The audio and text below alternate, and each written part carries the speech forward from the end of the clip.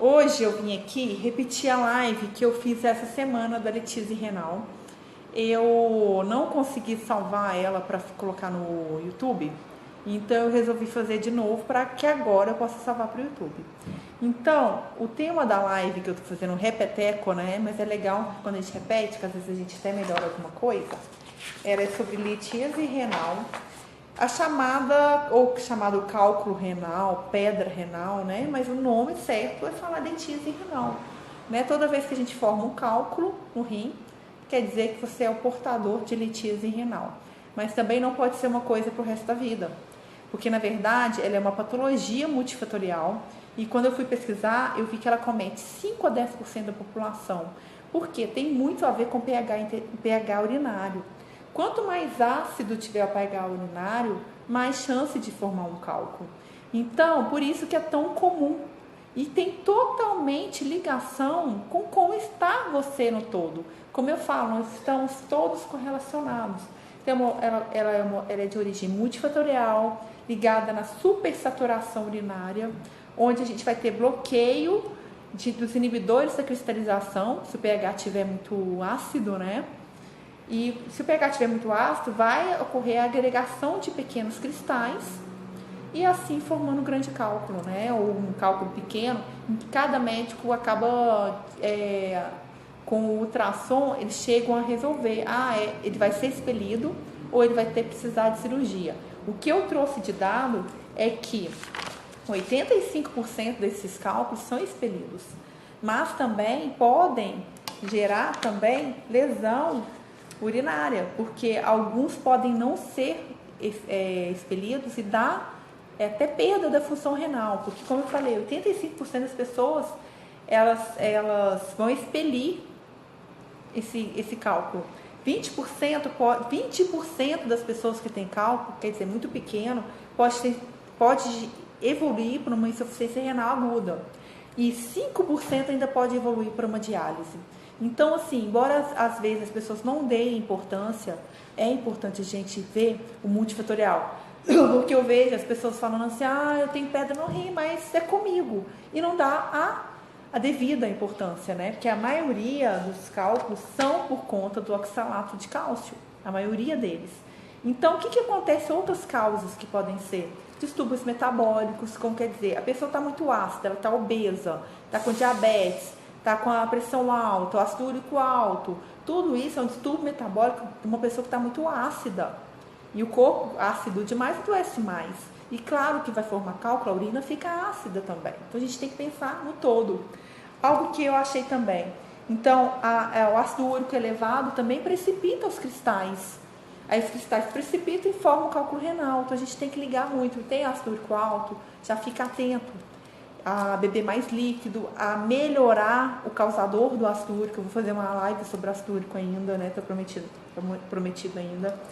Então tem gente que tem deficiência dos inibidores da cristalização, deficiência de ácido cítrico, porque é um absurdo, mas muita gente não come fruta.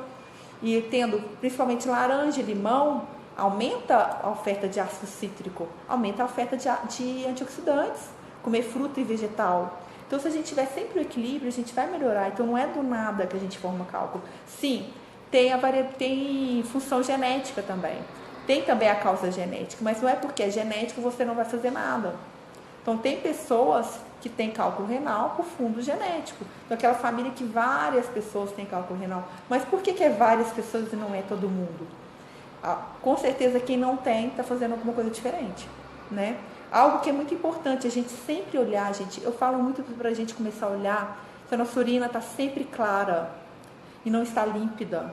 Quanto mais clara tiver a nossa urina, melhor vai estar nosso pH urinário. A gente tem que pensar também, tem que reavaliar. Por que está escura? O ideal é sempre estar clara. Eu falo muito um pouco isso, que a urina não fala só da quantidade de água também não. Quando a gente come muita gordura, a urina fica escura também. Que é outro ponto também para a gente se falar. Algo que eu achei muito importante. A formação de cálculo da pedra no rim também tem muita importância de como está o metabolismo das gorduras. É muito normal, muito comum a pessoa ter pedra na vesícula e pedra no rim. Porque, na verdade, quando tem pedra na vesícula, o metabolismo da gordura não está sendo interessante. E quando a gente não tem metabolismo da gordura bem feito, a gente também não tem uma boa excreção do ácido do oxalato, que o oxalato é o grande causador do cálculo. Então, oxalato, pH. Então, imagina se a pessoa não tem vesícula e aí fala, tirou a vesícula vida normal, como é algo que eu já postei, e aí ela tem vida normal, mas aí ela não tem vida normal quando quem tira a vesícula. Ela vai começar a ter distúrbio na metabolização das gorduras, aí ela vai ter hiperoxalúria, que vai ser prejuízo na excreção, no metabolismo do ácido oxalático e do ácido do oxalato, né? Então aí vai ter problema. Então é muito interessante a gente saber que tudo é interligado. Eu achei também nos estudos que, mesma coisa, o prejuízo na produção, no metabolismo da gordura, causando litíase, né, que é o cálculo renal, está interligado também para quem tem Crohn. Então, normalmente quem tem Crohn, que tem um mau metabolismo de um monte de coisa, o intestino não está com uma flora boa, também vai desenvolver mais litíase, mas não quer dizer que vai. A gente pode sempre melhorar essas coisas.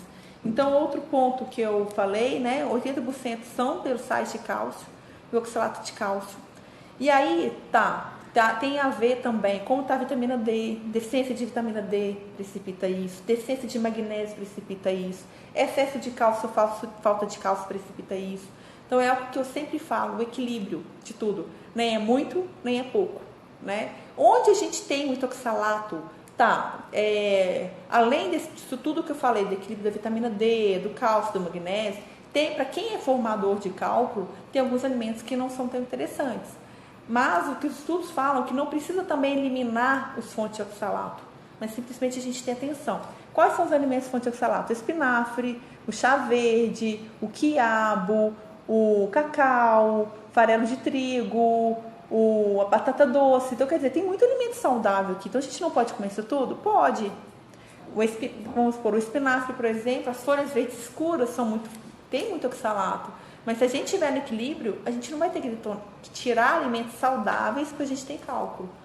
E eu acredito mais em a gente corrigir a base. E que os estudos falam que nem sempre é vantajoso tirar o oxalato da dieta porque tem cálculo renal. É interessante a gente trabalhar isso, como está o magnésio, da vitamina D, como está a dieta da pessoa, a pessoa está fora do peso, como está o metabolismo da gordura, como está o colesterol. Como eu digo, a gente é uma teia, onde está tudo ligado.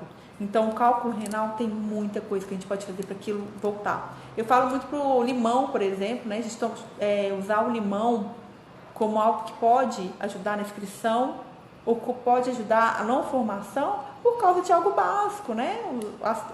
O ácido cítrico e os antioxidantes que os vegetais têm. Outro ponto, a baixa diurese diária. Quem faz pouco xixi tem mais cálculo renal e consequentemente, quem faz pouco xixi bebe pouca água. Então, é legal isso, aumentar a água, aumentar a diurese, para assim ter um pH melhor da urina e assim diminuir a precipitação de cristais. Importância de beber muito líquido. Os chás. Tem tantos chás que são importantes para a prevenção de cálculo renal e vários chás, né? Tem vários chás diuréticos que serão bons, tipo chá de camomila, erva doce. Agora o chá de camomila, chá de erva doce, chá de cavalinha, chá de centelha asiática, esses todos são diuréticos. Agora o chá que é complicado, é o chá mate, por exemplo. O chá mate tem muito oxalato. Então o chá mate aí entra também o café. Então o chá mate, o café pode não ser bom para quem tem muito cálculo. Agora a gente usar um chá de camomila, erva doce, deixa eu pensar, cavalinha, chapéu de couro, é um chá excelente para quem tem ácido úrico alto. Só o mate que a gente tem que tomar mais cuidado. Então, o chá de chapéu de couro é um bom chá para quem tem cálculo renal ou ácido úrico alto, mas não vai melhorar tudo. Lembra que eu falei que é multifatorial? Então é legal a gente levar essa consideração também. Como eu falei, sucos de limão e laranja são bons. A vitamina C é muito interessante na prevenção de cálculo renal, mas suplementada não. Suplementação de vitamina C e suplementação de B12 precipitam cálculos. Então, quer dizer, eu preciso de B12 boa, eu preciso de vitamina C boa, mas da alimentação. Preciso de chás bons? Sim, mas o mate não. Deixa eu ver o que mais que eu achei aqui. O equilíbrio do cálcio e do magnésio é super importante. Deixa eu ver. O equilíbrio eu coloquei pontos, né? O equilíbrio da microflora, da flora intestinal é muito importante. A microbiota intestinal, que eu falo sempre. Então, sempre a gente está tratando o intestino. Quem tiver problema de intestino, vai ter mais chance de ter cálculo renal. Então, quer dizer, se a gente tratar o intestino, sabe quando tudo roda direito? A gente vai absorver melhor, vai ter um cálcio bom, ter uma vitamina C boa, né? Porque tudo vem de uma boa saúde intestinal. O excesso de sódio. Não quer dizer que não é para colocar nada de sódio na alimentação, mas o excesso de sódio também precipita cristais. Então sempre vai ser o equilíbrio, não é nem baixo nem em cima, sempre o equilíbrio vai ser bom. Outro ponto é a redução de potássio. Quem não come muita fruta não vai ter quantidade de potássio na alimentação, então também não é suplementar potássio, gente. Eu adoro suplementar vitamina e mineral quando a deficiência está instalada, mas não é algo que a gente faz sempre. Eu na vida do meu intestino. Então, isso, igual a Flávia, né? Pode falar, né, Flávia? A Flávia removeu a vesícula há pouco tempo. E aí a gente vê do multifatorial, tem a ver também com o intestino ruim, e aí melhorar o máximo possível, que é algo que eu comecei a falar ali, que mau metabolismo da gordura, para quem tira a vesícula, pode precipitar mais cálculos renais, tá? Um cálculo renal. Então é algo assim, cuidar bem da digestão, cuidar bem da microbiota, para que não seja um formador de cálculo também no rim, que já teve um cálculo na vesícula. Eu comecei a falar disso no início, tá, Flávia? Depois você pega a live toda. A falta de antioxidante faz precipitar mais cristais. O fitato diminui o oxalato. Isso é legal. Ao mesmo tempo que existem os oxalatos, os fitatos são maravilhosos. Então, os fitatos, quais são as fontes de fitato? São as leguminosas, cereais integrais, cereais em grãos, cereais em germe. Então, quer dizer, é equilíbrio, né? Os fitatos são maravilhosos, né? Que são as fibras, seriam ótimos, né? A predisposição genética, então quer dizer que se a gente falar, minha família, todo mundo tem cálculo, eu vou ter também, você não vai fazer nada? Você não vai fazer nada para você sair dessa estatística?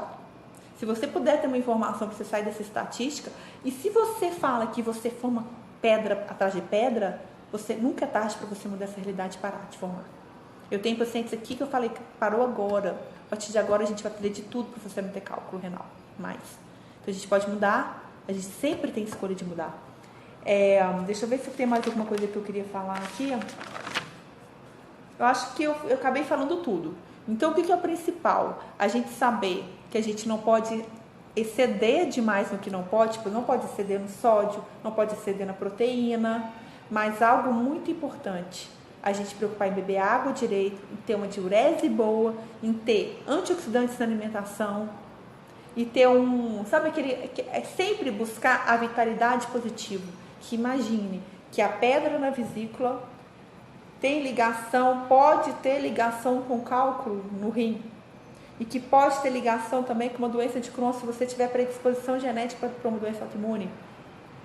Então, é importante a gente saber isso. Uma vitamina D equilibrada previne um cálculo renal, porque se eu tiver com a vitamina D baixa, vou ter deficiência, vou ter erro no metabolismo do magnésio e do cálcio também. Então, isso que é importante, a gente saber que é tudo interligado. E por isso que é importante a gente ter um nutricionista para olhar isso tudo. Para a gente não achar que o cálculo renal tem a ver só com água. Não é só água. É tudo. É interligando tudo. Então, pessoal, vou deixar gravada. Vou baixar agora para o YouTube essa live. Então, eu coloco isso. Tenha a melhor alimentação possível. E saia de uma genética de uma família que é formadora de cálculo. E se você for formador de cálculo renal, saia disso. Na medicina chinesa, eles falam muito também que guardar mágoa, que a tristeza, aí tem a ver, a tristeza tem ligação com alteração no cortisol e que também tem alteração na formação de oxalato e ácido úrico alto. Porque aí está tudo interligado. Então também entra nesse ponto, sim. A medicina chinesa, eles falam muito que a tristeza está ligada, tristeza, rancor, guardar mágoa, guardar sentimentos, também está ligado ao cálculo renal. Porque sim, não é porque veio do nada, tá a tristeza gerando o cálculo renal. Porque essas alterações no cortisol alteram o metabolismo para excretar o oxalato, altera para a gente segurar ácido úrico, como eu falei no início, uma das causas da precipitação de cristal é distúrbios no oxalato e também no ácido úrico. Então tem tudo interligado. Então sim, o equilíbrio mente, saúde também tem tudo a ver. Lembrei disso no final, mas acho que valeu para vocês também. Então sempre buscar o equilíbrio de tudo. A vitalidade positiva faz toda a diferença. Obrigada, pessoal. Érica Orlandes. Próxima live que eu vou montar é sobre por que não devo tomar bicarbonato de sódio. Eu vou montar essa live para vocês para semana que vem, tá bom? Obrigada, tchau, tchau.